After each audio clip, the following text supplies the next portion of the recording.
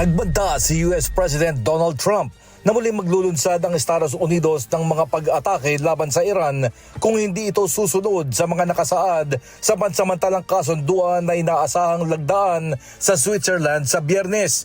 Ginawa ni Trump ang pahayag sa sidelines ng G7 Summit sa France, 2 araw bago ang formal na paglagda sa Memorandum of Understanding o MOU na maglalatag ng balangkas para sa pagtatapos ng digmaan sa pagitan ng Washington at Tehran. No, it's not final. It's a Memorandum of Understanding, and if I don't like it, we'll go back to shooting at them, dropping bombs on their head.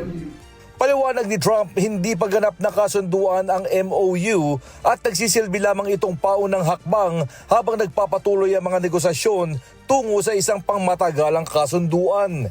Nakatakdang magsimula ang mga formal na pag-uusap pagkatapos ng paglagda sa Switzerland kung saan mayroong 60 araw ang magkabilang panig upang pag-usapan ang mga detalye ng final agreement. If I don't like it, if they don't behave, we'll go right back to dropping bombs right smack in the middle of their head. Okay? Because they've misbehaved for 47 years.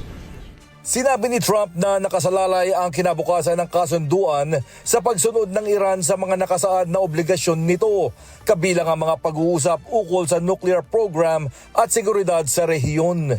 Sa ilalim ng pansamantalang kasunduan, muling bubuksan ng Iran ang Strait of Hormuz habang aalisin naman ng Estados Unidos ang naval blockade nito. Inaasahang magiging daan ang negosasyon para mapigilan ng Iran na ipagpatuloy ang kanilang uranium enrichment. 99.9% is they will never have a nuclear weapon, and you can't give Iran a nuclear weapon, and they will never have a nuclear weapon, so that's very, very strong. It's a very strong deal.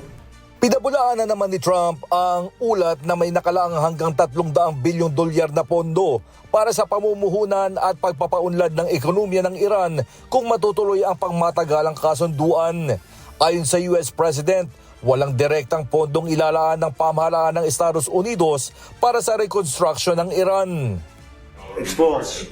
Funded by Gulf allies. That's false. It's false. People, you can invest if you want. I mean, what am I going to do? Say nobody's ever allowed to invest? No, we're not investing. We're not putting up 10 cents. Kasabay nito, muli ring tinuligsa ni Trump ang nuclear deal na nilagdaan noong 2015 sa ilalim ni dating US President Barack Obama. Ayon kay Trump, nabigo ang kasunduang ito na pigilan ang pagpapatuloy ng nuclear program ng Iran sa kabila ng malalaking insentibong ibinigay ng Washington sa Tehran. Sinabi pa niya na hindi tulad ng nakaraang kasunduan, titiyakin ng kasalukuyang negosasyon na hindi makakabuo ang Iran ng nuclear weapon at mananatili ito sa ilalim ng mahigpit na pagmamatsyag ng international community.